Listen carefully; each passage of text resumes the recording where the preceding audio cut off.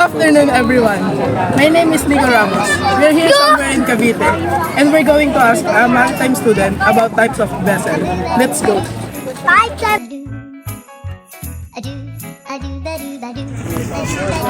Sir, good afternoon, sir. Pwede po ba namin kayo interviewin sa video? Okay na kasi. Mga maritime students po ba kayo?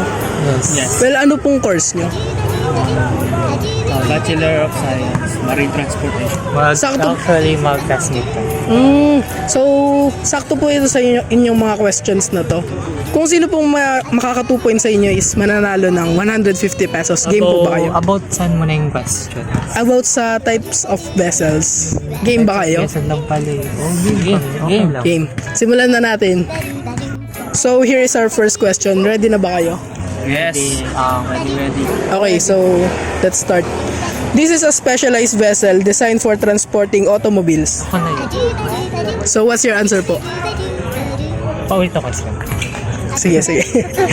This is a specialized vessel designed for transporting automobiles. Auto carriers. Can you explain po what is auto carrier? Wala, may explanation. Siyempre, that meron. No, auto carriers. Auto carrier, siya yung ship na nagdadala ng mga wheeled cargo such as yung cars, vans, trucks, etc. Kaya nga 'di ba, auto carriers, auto means automobiles, tas carriers nagke-carry. Auto carriers is sometimes refers to roll on or roll off. That's auto carriers. Yeah. So, the answer auto carrier is correct. So, for Mr. Lebron, may 1 points na po siya. So, here's the second question. This is a commercial vessel dedicated to transporting cargo, goods, and materials between different ports. Yes, Mr. Vincent. Container ship. Can you explain what is a container ship? Container ship is a strong metal boxes and used to transport goods to place, and it's designed to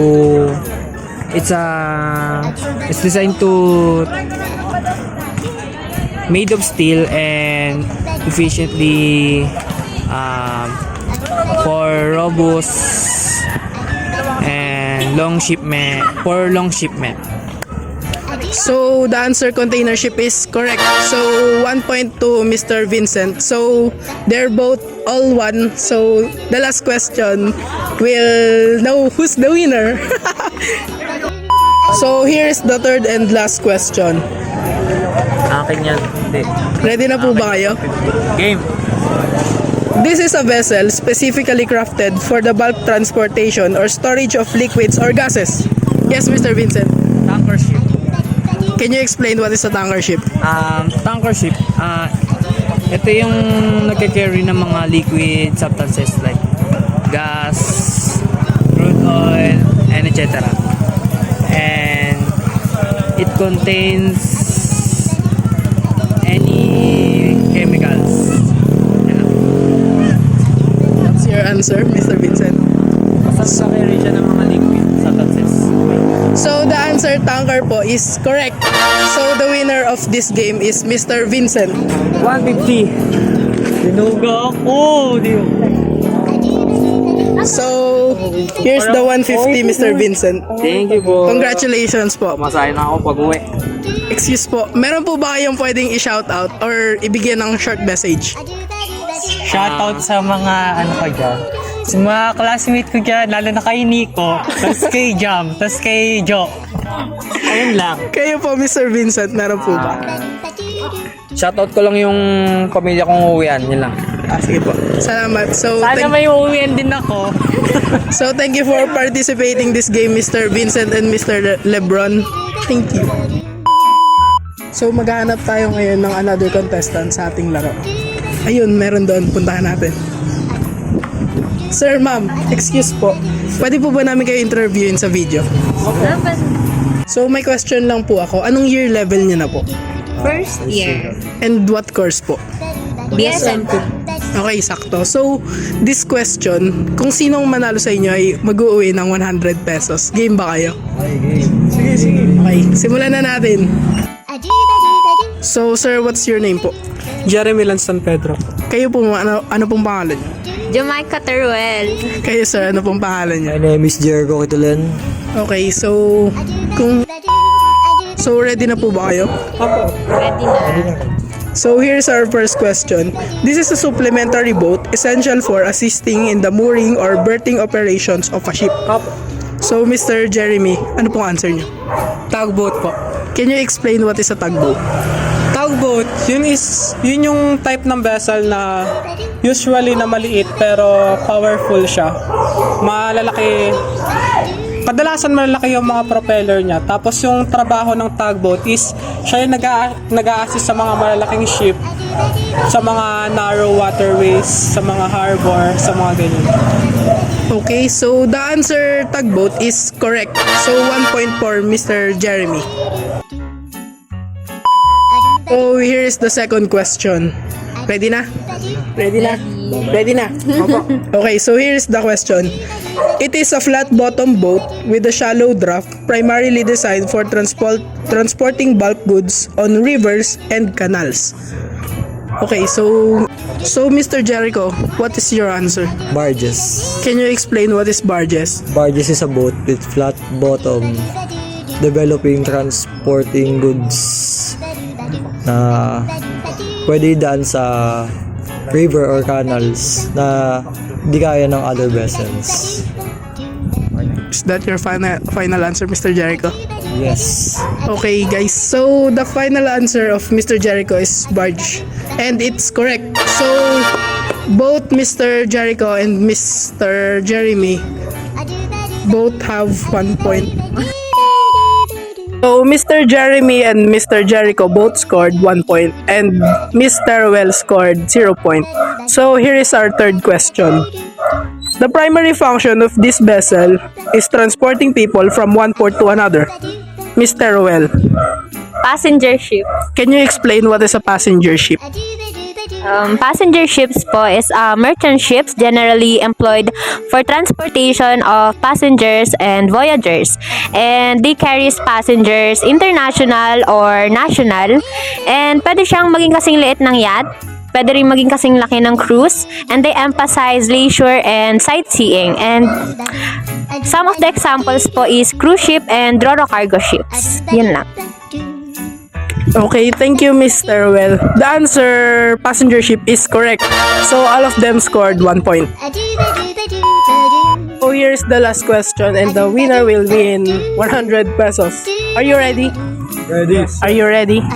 Yes. Yes. Okay, so here is the last question. It is a maritime vehicle equipped with specific onboard machinery and equipment designed for various tasks within the marine industry. Mr. Jericho, kanina pa nakataas ang kamay. Specialized carrier. Can you explain what is a specialized carrier? Specialized carrier is primary function is support and transporting goods, tools, and equipment offshore. Okay, thank you for the answer, Mr. Jericho.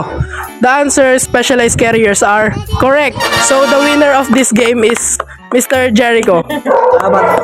So here is the 100 pesos, Mr. Jericho. Thank you for participating the game. Pampares. So inabutan na tayo ng gabi. So here is our last interview. May nakita tayo doon nakatambay at sila na ang interviewin natin. Let's go.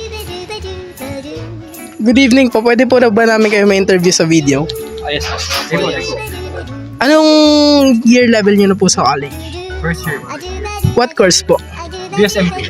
Okay. So, this question is makaka-relate kayo. At kung sino ang mananalo nito ay mananalo ng 100 pesos. Ready na ba kayo? Sige, sige. Simulan na natin. So, kuya, what's your name po? Ron Emil Nasa. And you po, ano pong pangalan nyo? John Paul Ogaw po. And you, what's your name po? Jun Mark Reyes. Ready na ba kayo? Ready. So, here's our first question.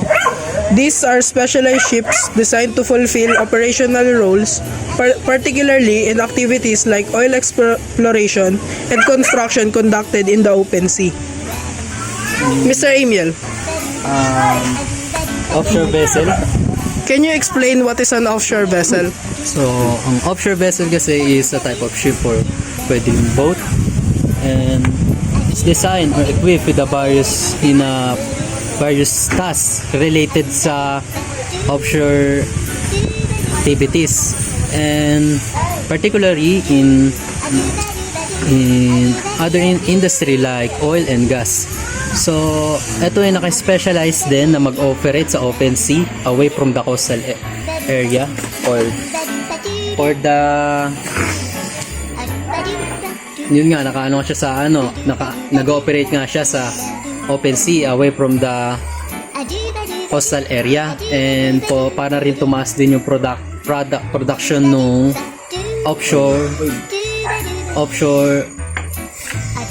ng oil. And parang like about sa oil, yun nga sa may offshore production. So, the answer offshore vessel is correct. So, 1 point for Mr. Amiel. So, here's the second question.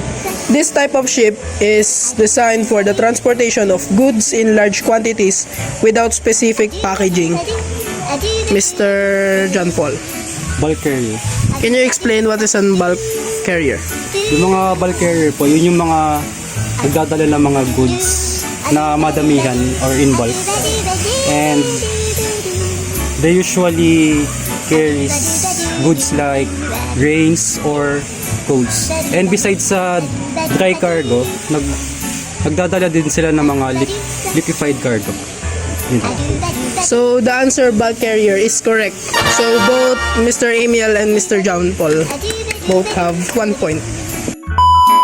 So, here is the third question. This cargo refers to general goods or items that don't conform to standard shipping containers or cargo bins. Mr. Reyes, Break bulk carriers. can you explain what is a break bulk carrier? Break bulk carriers, ito po ang nagtatransport ng mga cargo na masyadong malaki at masyadong mabigat na hindi kasya sa container. Like construction materials and manufacturing equipments. Halimbawa po nito is propeller, crane, and mga oversized cargo. So, break bulk carrier is correct. So, all of them have 1 point. So, here's the last question and the winner will win 100 pesos. Ready na ba kayo? Ready. Okay, so here's the question. This ship specifically designed for catching fish in the sea, lakes, or rivers. Mr. Ogaw-Ogaw, Fishing vessel. can you explain what is a fishing vessel? Ang fishing vessel po ay mga barko na nakadesign para manghuli ng isda. Yun lang. Okay. So, the fishing vessel answer is correct. So, Mr. Ogaw-Ogaw is the winner of 100 pesos. Okay. Thank you po. So, that's the end of our video. I hope you learned something. And I have a short message for Mr. Lagrada or Sir Lagrada. Sir, thank you for teaching us in the PRB subject. We learned a lot from your teachings. And I hope we see you soon, sir. And good luck on your journey, sir. Love you.